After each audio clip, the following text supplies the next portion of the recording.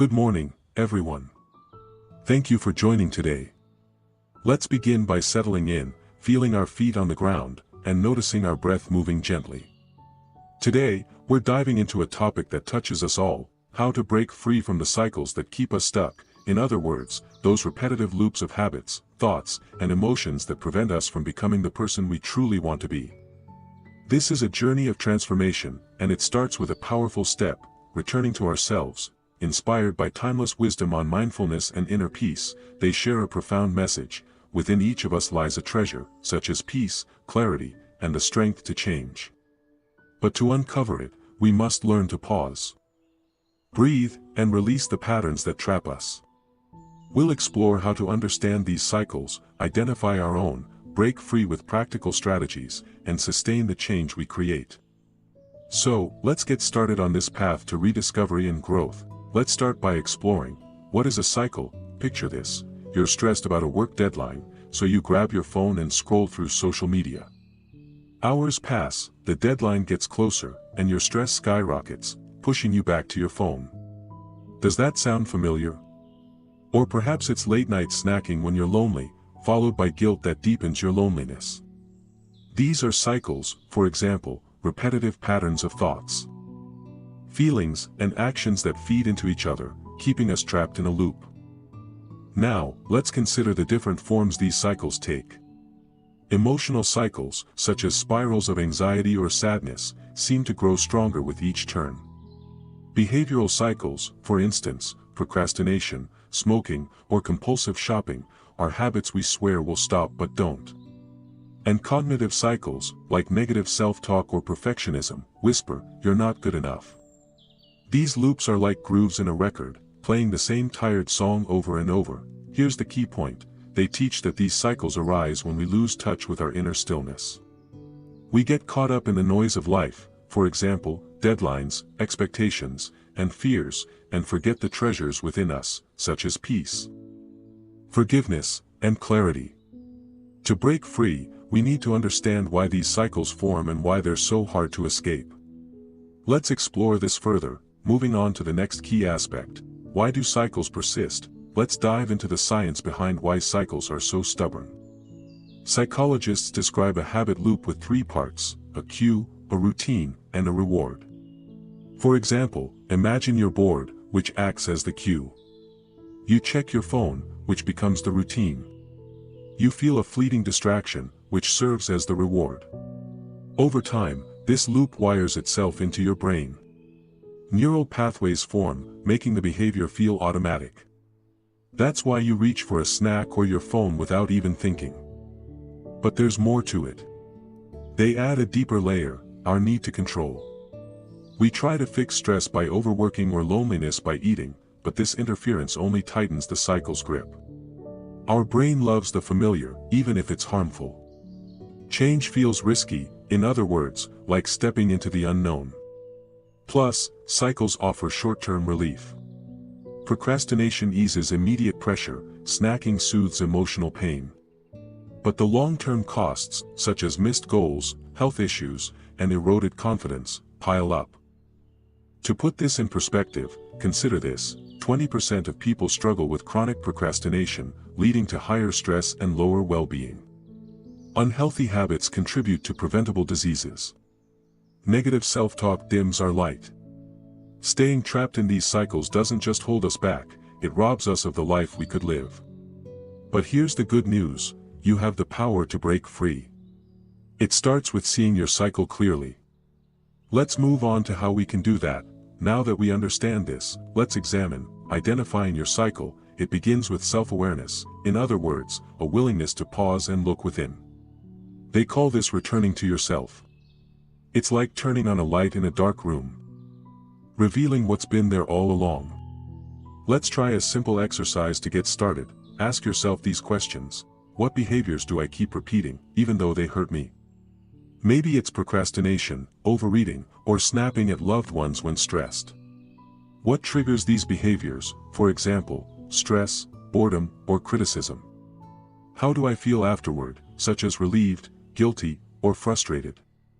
And if I've tried to change before, what stopped me? Here are some signs you're caught in a cycle. You face the same problems over and over, for instance, always running late or always arguing about the same things. You feel stuck, wanting to move forward but unable to. Or the behavior feels good for a moment but leaves you worse off later. Let me share a story about Sarah, a 28-year-old who procrastinates. Every week, she plans to start tasks early, but stress sends her to social media.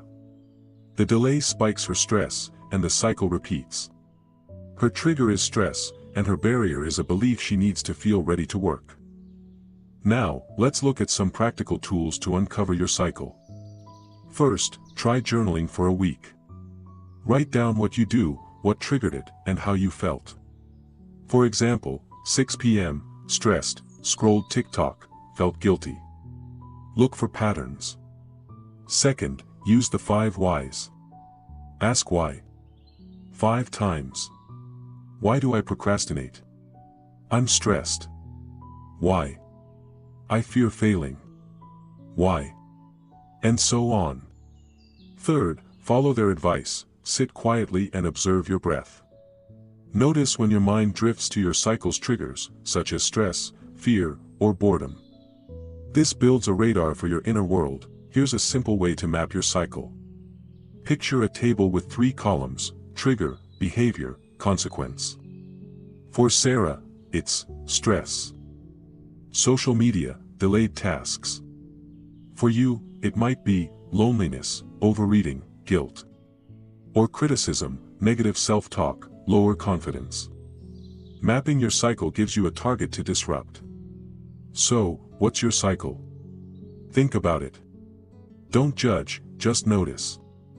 Now, let's talk about how to break free. With this foundation in place, let's dive into strategies to break the cycle. This isn't about willpower alone, it's about mindfulness, action, and creating an environment that supports change. They teach that the key is non-interference, in other words, letting go of control and returning to your natural state. Let's build a toolbox of strategies to make this happen. First, let's focus on mindfulness, which is about being fully present and observing without forcing. They call it doing nothing, not in a lazy way, but in a powerful one. It's about trusting your inner wisdom to guide you. Here's how to begin. Start with natural breathing. Find a quiet spot, sit comfortably, and just watch your breath. Don't change it. Feel your belly rise as you inhale, fall as you exhale. If you catch yourself controlling the breath, shift your focus to your hands or shoulders for a moment, then return. They say breath is a bridge between body and mind. When your mind is restless, your breath is shallow. When calm, it flows. Observing it naturally teaches you to observe your thoughts without getting caught in them. Next, practice pausing before reacting. When a trigger hits, for example, stress, anger, or craving, take 10 seconds. Breathe naturally, smile gently. This pause, as they teach, creates space to choose rather than react. Finally, embrace stillness. Set aside 5 minutes daily to sit in silence. No phone, no agenda. Just be. They say, let the heavens and earth resolve it. This stillness weakens the cycle's pull. Now, let's move on to reshaping your mindset, because your thoughts shape your reality. To break a cycle, reframe how you see it. First, challenge your need to control. They say control comes from fear. If you're a perfectionist, ask, what if I let this be imperfect? Try submitting a good enough draft. Second, adopt a growth mindset. Research shows believing you can grow through effort builds resilience. Tell yourself, I'm not free of this cycle yet, but I'm learning. Third, reframe triggers. Instead of fearing stress, see it as a bell calling you back to your breath, as they suggest. Mindfulness sets the stage, but action drives change. Let's explore some actionable steps. First, set SMART goals, which stands for specific, measurable, achievable, relevant, time-bound. Instead of I'll stop procrastinating, aim for I'll work on one task for 25 minutes daily. Second, start small. Big changes overwhelm, small ones build momentum. Want to exercise? Begin with a 10-minute walk. They advise brief mindfulness moments to start. Third, create rituals. Link new habits to old ones. Practice 5 minutes of breathing after brushing your teeth. Next, consider your environment, because your surroundings can either trap you or set you free. Remove triggers, if social media fuels procrastination. Keep your phone in another room. They suggest simplifying your space for stillness. Replace habits. Instead of snacking when stressed, try a breathing exercise. The calm reward stays, but the behavior shifts. Add cues. Place a note saying breathe and smile on your desk. Their gentle smile reinforces relaxation. You don't have to do this alone, so let's talk about the power of support. Find an accountability partner, such as a friend who asks, "Did you practice breathing today?" Join a community, like a meditation group, for shared inspiration. Their programs show the power of collective practice. For deep cycles, for example, anxiety or addiction, a therapist can offer tools like cognitive behavioral therapy to rewire patterns. Finally, let's emphasize self-care, because change needs a strong foundation.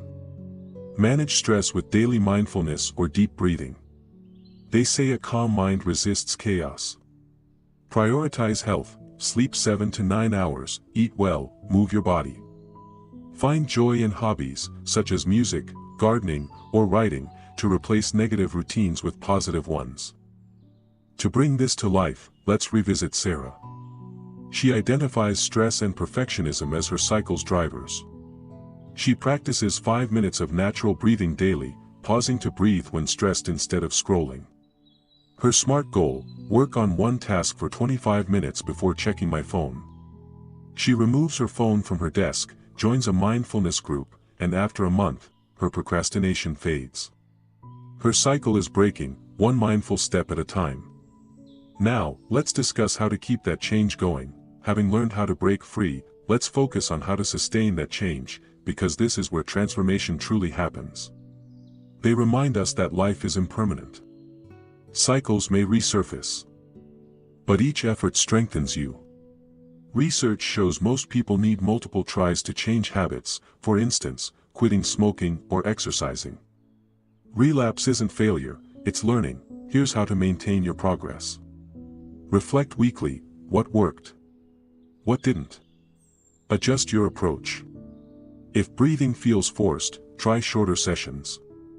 Celebrate wins, such as enjoying a favorite tea or taking a walk, for sticking to your practice.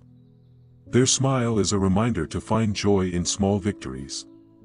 Prepare for triggers. If a busy week looms, plan 2-minute breathing breaks.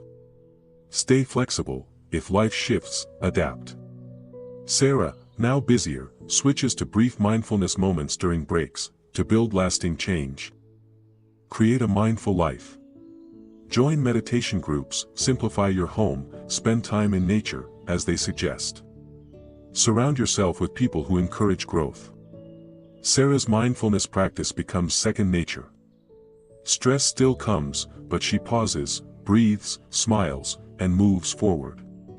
That's transformation, not erasing the past, but mastering your response. Let's now turn to a powerful tool that can anchor this journey. To deepen our practice, let's explore one of the most effective ways to break and sustain freedom from cycles, which is natural breathing, their cornerstone practice. Your breath is a miracle, in other words, a bridge between body and mind. When your mind is restless, your breath is shallow. When calm, it flows. Observing it without control teaches you to observe your cycles without interference. Here's how to practice.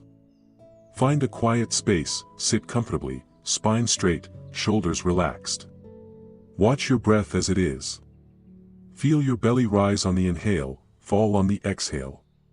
If you're forcing it, shift focus to your hands for a moment, then return. If thoughts arise, note them gently and come back to the breath. Smile softly, it deepens relaxation. Practice 5 minutes daily. As they say, this builds a skill to explore your inner world, uncovering the root of your cycles, bringing it all together. Let's reflect on the journey we've taken. Friends, breaking free from a cycle is one of the bravest things you can do. It's about seeing your patterns, daring to disrupt them, and choosing a life of peace and purpose. This journey takes effort, for example, pausing, breathing, acting, and persisting through setbacks, but every step is a victory. You're not just escaping a loop, you're crafting a new you, so, here's your invitation to start today. Pick one question: what's my cycle? Try one strategy: 5 minutes of natural breathing. Take one action: pause when stressed, breathe, smile.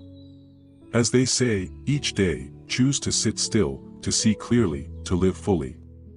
Your transformation begins now. What's your next step? The treasure within you is waiting. Thank you.